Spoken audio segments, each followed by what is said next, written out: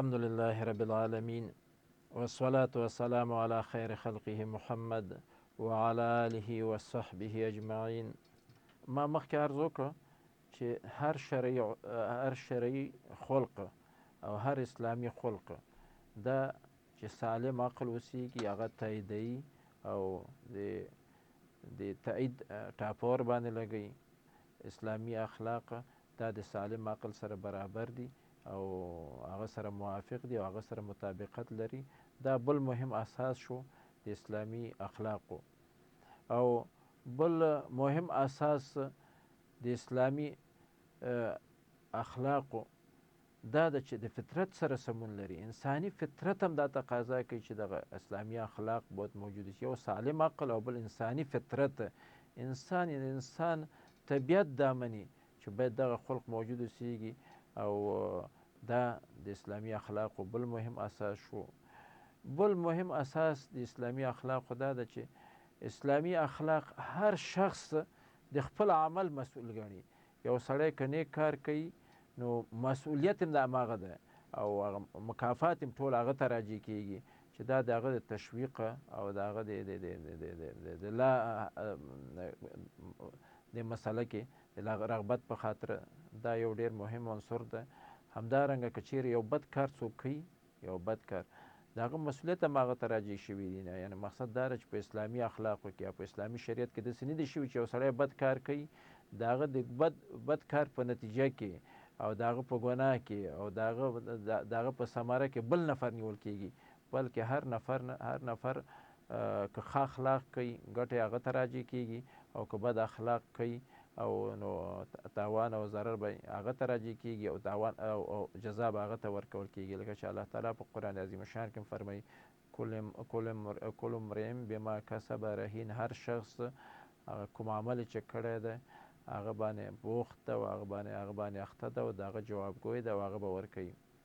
د اسلامي اخلاقو بل مهم اساس دا ده چې د تطبیق څارنه الله تعالی کوي. دنیا کې خو د دنیوي قوانین دي چې د هغه د تطبیق په خاطر باندې بشر د هغه څارنه کوي. د مثال په توګه پولیس یا نور زیربط ادارې او زیربط مراجع چې دي د قانون د تطبیق، د قانون د مادو د تطبیق څارنه به کوي.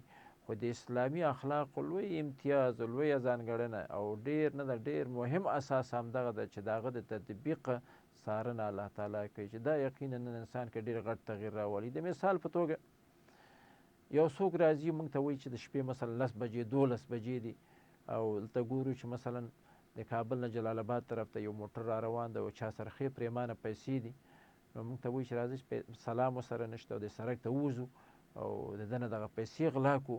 نو مسلمان چې اوسېږي او د اسلامي اخلاقو خاوند اوسېږي هغه وایي چې نه، که پولیس نشته او خلک نشته خو الله تعالی خو شته.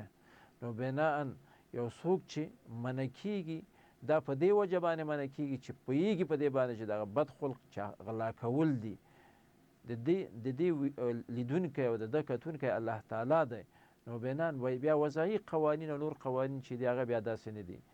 نور قوانین خو داسې که چیرې مثلا هغه زیربط مراجع او زیربط اشخاص تا وګوري نو تا ته به جزا درکړي نه تطبیق په وجه باندې، او که ودې نه ګوري جزا نشي درکولی. په کوم اساس به درکړي؟ خو په اسلامي شریعت کې یا په اسلامي اخلاقو کې ډیر مهم نه ده. مهم اساس همدغه ده چې د اسلامي اخلاقو د هر خلق د تطبیق څارنه، د هر ښه کار، د هر ښه خلق چې کوم مکافات ورکولی کېږي او کوم اجر و ثواب ورکولی کېږي دا الله تعالی ګوري، او د هر بد خلق جزا او سزا چې ورکوي هغه هم الله تعالی ګوري. نو ځکه دا یو مهم اساس وګرځېده. الله تعالی په قرآن عظیم شان کې فرمایي وهو معکم اینما کنتم یا اتق الله حیث ما کنت. نبی علیه الصلاة والسلام فرمایي، الله تعالی فرمایي وهو معکم اینما کنتم، الله تعالی تاسو سره ده چار چېرته اوسېږئ.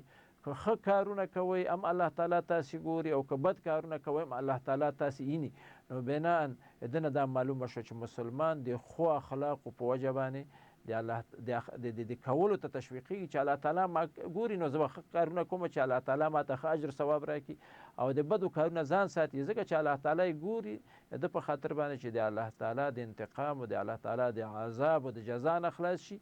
نو هغه بیا کوشش کوي چې ځان د بد عمل نه وساتي. نو بناء د نبی علیه الصلاة والسلام هم همدغه حدیث شریف ده اتق الله حیثما کنت، هر چېرته چې اوسېږې د الله تعالی نه وډار شه. نو دا د اسلامي اخلاقو بل مهم اساس شو چې څارنه او مراقبت یې الله تعالی کوي. د ښه کار د ښو اخلاقو په کولو سره اجر ورکوي په دنیا او آخرت کې، او د بدو اخلاقو په کولو سره په دنیا او آخرت کې مصیبتونه او تکلیفونه ورکوي. بل مهم خلق د اسلامي اخلاقو ډیر بل مهم اساس دا ده چې نیت او عملونه باید یو شی اوسیږي. د مثال په توګه یو سړی ده ظاهرا ښه خلق کوي خو نیت او هغه بل شی اوسیږي. د مثال په توګه یو چا سره کومک کوي چې هغه سره انډیوالي جوړه شي، یو چا سره کومک کوي چې د هغه سره انډیوالي جوړه شي، سبا ته ترې یو تاوان ورته ورسوي، یو مثلا په قتل ورسوي د پیسو په بدل کې یا بل شي په بدل کې. نو اول دغه کومک چې ورسره کړی د انډیوالۍ جوړېدلو په خاطر باندې یو نیک کار چې ورسره کړی دی، نو دغه نیک کار کولو کې اول باید نیت ښه اوسیږي. که نیت یې جوړ نه اوسیږي دغه د نیک کار کولو اجر و ثواب ورته نشته. نو ځکه د اسلامي اخلاقو ډیر بل مهم اساس دا شو چې د انسان ظاهري عملو ته نه کتي، د هغه نیت ته کتل کېږي. که چیرې یو خلق کوي ښه خلق کوي نو ته به نه تا نیت به هم جوړ اوسیږي. که نیت دې جوړ نه و بیا د ښه خلق باندې تا ته اجر و ثواب نشته، ځکه چې ستا نیت خراب ده او ته د ښه خلق شاته د ده عقب ته تا دغه شخص ته چې ظاهرا هغه ته د کومک اراده دې کړې، په حقیقت کې هغه لپاره شر ستا په نیت کې دی. نو ځکه دا مهم اساس وګرځېد چې په اسلامي اخلاقو کې باید د انسان عمل او نیت دواړه اصلاح اوسیږي. تنها که عمل اصلاح اوسیږي او نیت اصلاح نه اوسیږي دې باندې اجر و ثواب نه ده. نو ځکه الله تعالی نبی علیه الصلاة والسلام په قرآن عظیم الشان کې فرمایي انما الاعمال بالنیات، عملونه نیت پورې تړي. ته چې چا سره کومک کوي که په ښه نیت باندې وکړي نو تا دپاره ثواب ده. که چیرې یو چا سره کومک کوي خو بد نیت باندې کوي بیا ستا دپاره ولو که ظاهرا تا ورته ښه کار کړی اوسي خو نیت دې خراب ده، تا لپاره بیا کوم اجر و ثواب نشته. بل مهم اساس د اسلامي اخلاقو هغه دا ده چې که چیرې په اسلامي اخلاقو کې په اخلاقو کې ښه کار تا وکړو نو په دنیا کې هم الله تعالی ته اجرونه درکوي او په آخرت کې هم درکوي. او که بد کار دې وکړو په دنیا کې هم جزا درکوي او په آخرت کې هم درکوي. دا بل مهم اساس ده. د دنیا کوم کارونه چې دي، د دنیا کوم نظامونه چې دي او قوانین که دي، که یو ښه کار دې وکړو نو د دنیا انعام به درکړي، د دنیا جایزه به درکړي، د دنیا بدله به درکړي او عوض به درکړي. د آخرت عوض خو نشي درکولی، نه یې درکوي درته. بادشاه یا په اصطلاح رئیس جمهور یا مثلا والی وزیر یا مثلا بل چارواکی د آخرت نه، د آخرت په کارونو کې خو د هغه کار نشته. نو د دنیا نه، د دنیا په یو انعام به درکړي، یو جایزه به درکړي، یو اجر و ثواب به درکړي او یو ښه عوض به درکړي ته. خو آخرت کې سرکومک نشي کولی. خو په اسلامي اخلاقو کې داسې نه ده. اسلامي اخلاقو کې چې تا ښه کار وکړو نو تا دپاره په دنیا کې به هم الله تعالی اجرونه درکوي او په آخرت کې به هم درکوي. په دنیا کې به هم عوضونه درکوي او آخرت کې به هم عوضونه درکوي. د مثال په توګه یو چا سره د مثلا کومک وکړو، دا زموږ او تاسو په ټولنه کې یو محصل ده، مثلا غریب محصل ده، اقتصادي مشکلاتو سره مخامخ ده. ته د الله تعالی د رضا په خاطر باندې چې نبی علیه الصلاة والسلام فرمایي چې والله فی عون العبد ما دام العبد فی عون اخیه، څوک یو بل چا سره کومک کوي نو الله تعالی د سره د کومک کولو په فکر کې اوسیږي. زه یو غریب محصل ده، ډېر ښه استعداد لري، دولتي پوهنتون ته نه ده کامیاب شوی، شخصي پوهنتون د ویلو قدرت نه لري، زه سره کومک کوم، دا فیس زه ورته ورکوم، په دې نیت یې ورکوم چې الله تعالی ما سره کومک وکړي، الله تعالی ما سره کومک وکړي. ځکه چې حدیث شریف هم ده چې څوک چې بل مسلمان سره کومک کوي الله تعالی د سره کومک کوي. نو زه په دې نیت باندې د محصل نه ده د کفالت کوم، د مکتب د پوهنتون فیس ورکوم، نو الله تعالی اجر خو ثابت شو. الله تعالی به ماته په آخرت کې هم راکوي او دې دنیا کې هم داسې کېږي دغه سړی چې د هغه جې نه فارغ شو او نیت ما د الله تعالی رضا ګرځولی اوسېږي.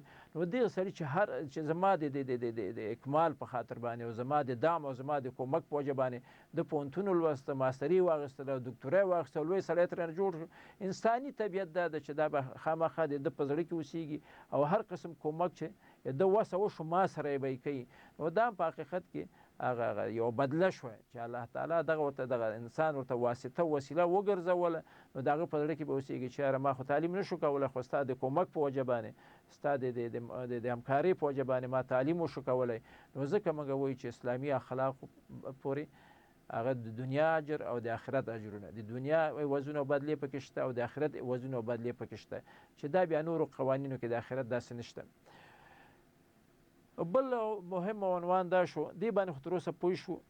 اوس بل مهم عنوان زموږ دا ده چې د اخلاقو د خپلولو لارې څنګه کولی شو چې موږ اوس خپل ښه اخلاقو نه برخمن شو او د بدو اخلاقو نه ځان وساتو. دا اوس ډېره مهمه خبره ده.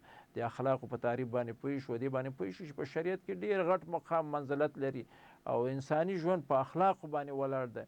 اوس سوال پیدا کېږي د غزوانو محصلینو ته، خامخا هر مسلمان ته دا سوال پیدا کېږي چې سړی څنګه کولی شي چې د ښو اخلاقو نه برخمن شي او د بدو اخلاقو نه وساتل شي. په دې رابطه علماو خبرې کړي دي. اولنۍ خبره دا ده په اسلامي شریعت کې چې اخلاق په اجمالي بڼه باید مسلمان وپېژني. هر مسلمان که غواړي چې د ښه اخلاقو نه برخمن شي او د بدو اخلاقو نه وساتل شي، اول باید په دې باندې دومره پوه شي چې دا ښه خلق دی او دا خراب خلق دی. یو سړی چې د احساس والا اوسیږي، د درد والا اوسیږي او د تغییر والا او اوسیږي او د تغییر او د مثبت نه د مثبت تحول احساس سره اوسیږي او د هغه وړتیا او استعداد لري، دا چې فقط دې باندې پوه شي چې دا ښه خلق ده او دا بد خلق ده، نو ښه خلق کوي او د بد خلق نه ځان ساتي. نو اولنۍ لاره دا ده چې سړی څنګه د ښو اخلاقو نه برخمن کېدی شي او د بدو اخلاقو نه ځان ساتلی شي. اول دا ده چې په مجموع کې باید په دې باندې پوه شي چې دا خلق ښه خلق ده او دا بد خلق ده. نو ښه سړی چې اوسیږي، په اصطلاح اهل سړی اوسیږي، با استعداده سړی اوسیږي، فقط چې دومره ورته وویل شو چې دا ښه خلق ده، د دې نه په اصطلاح نه ده، په دې باندې عمل کوي چې دا بد خلق ده، د نه ځان ساتي. دا یوه ماده شوه. دویمه ماده دا شوه چې سړی د ښه خلق په دنیوي ګټو باندې او اخروي ګټو باندې پوه شي او د بد خلق په دنیوي تاوانونو او اخروي تاوانونو باندې پوه شي. یو سړی د په دې باندې اکتفا نه کوي، په دې باندې اکتفا د سره نه کوي چې ته ماته ووایې چې دا ښه خلق ده، زه به دا ښه کار کوم، او چې دا بد خلق ده دا به نه کوم، دې باندې زه عمل نه کوم تر هغې پورې چې ماته د هر خلق د دنیا ګټه او د آخرت ګټه راته وښایي. نو که څه وخت چې د دنیا ګټه مې ورته وښودله او د آخرت ګټه مې ورته وښودله چې مثلا د شریعت د دې حکم په تطبیق کې دغه دنیوي ګټې دي او دغه د آخرت ګټې دي، نو خامخا ما چې ورته وضاحت ورته وکړو، بیان مې ورته وکړو، بیا پوهېږي چې ولا دې خلق زما د دنیا کامیابي هم ده او د آخرت کامیابي هم ده. بیا نو دغه سړي کې تغییر راځي، د ښو اخلاقو باندې عمل کوي او د بدو اخلاقو نه ځان ساتي. دریم شی چې سړی د ښو اخلاقو نه برخمن کوي او د بدو اخلاقو نه ژغوري، هغه د ښو خلکو سره ناسته ده.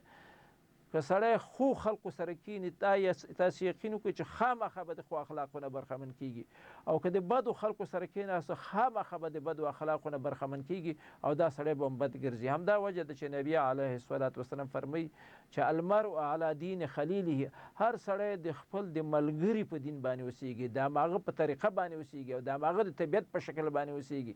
نو بناءً که چیرې سړی د ښو ملګرو سره ناسته وکړي ښه کېږي، او که د بدو ملګرو سره ناسته وکړي دا بله لاره شوه. دا موږ او تاسو دغه پوهنتوني ماحول کې او تعلیمي ادارو کې وګورو، یو محصل ده په صنف کې ملګرتیا یې ښو محصلینو سره ده، ښو صنف کې ناست دي، هغه لایق هلکان با استعداد هلکانو سره ناسته ولاړه کوي، هغه هلکانو سره چې هغه خپل وخت په بېهوده شیانو باندې نه مصرفوي. دغه هلک که ورسره کېناسته، با استعداد هلک که ورسره کېناسته، نور هم استعداد زیاتېږي.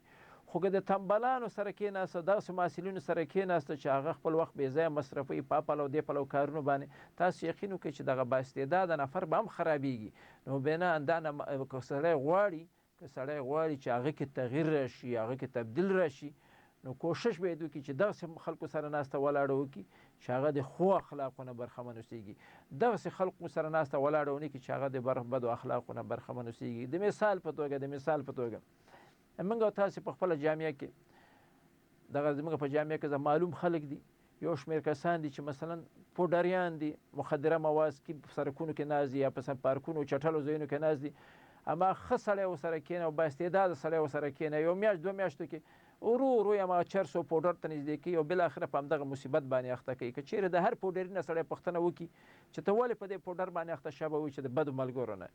او همدارنګه دا ښه خلک چې دي، ښه خلک که دوی نه پوښتنه وکړي چې تا نه څنګه ښه سړی جوړ شو، نه به وایي چې خامخا فلاني سړي سره مې انډیوالي درلوده، هغه راته احساس ما سره اوسه، هغه راکړه. نو بناً د ښو خلکو سره ناسته ولاړه، د بدو خلکو سره ناسته ولاړه، دا د انسان مستقیما د انسان په کړو وړو باندې اثر پرې باسي. بل یو مهم شی چې زموږ متاسفانه زموږ او تاسې په ټولنه کې موجود نه ده، هغه د ښه سړي په نصیحت باندې عمل کول. هر سړی باید په خپل کور کلي او ټولنه کې وګوري چې یو سړی ښه سړی ده، نیک سړی ده، کامیابه سړی ده، کامیابه سړی په خپل ژوند کې کامیابه ده. پوهېږي موږ تاسو په خپله ټولنه کې او په خپله اجتماع کې او په خپل کور کلي او منطقه کې خلک پېژني چې څوک کامیابه ده او څوک ناکامه ده. کامیاب سړی دې ته نه وایي چې پیسې ډېرې پیدا کړي. کامیابه سړی هغه سړی چې مثلا شخصیت یې لوړ اوسېږي، علمیت یې لوړ اوسېږي، مالدار اوسېږي، مشروع طریقې باندې مالداري پیدا کړي، نو چې هغه سره کښېني او ورته وایي چې ما ته نصیحت وکړه، ما ته نصیحت وکړه چې زه د خپل ژوند څنګه تېر کړم. خامخا یو سړی چې مثلا اوچتو ډګریو ته رسېدلی، تعلیمي درجو ته رسېدلی او تحصیلي درجو ته رسېدلی، خامخا یوه لاره یې تعقیبه کړې، نو دا م ورته وایي چې ځوانه دغه لاره نه، دغه لاره وکړه، داسې وکړه، داسې وکړه، دا سړي باندې ډېر اثر پرې باسي. نو ځکه اسلامي شریعت په دې باندې تاکید کوي که غواړي چې د ښو اخلاقو نه برخمن شي، نو د ښو خلکو سره کښېنه او هغه چې تا ته نصیحت کوي د هغه نصیحت باندې بیا عمل وکړه.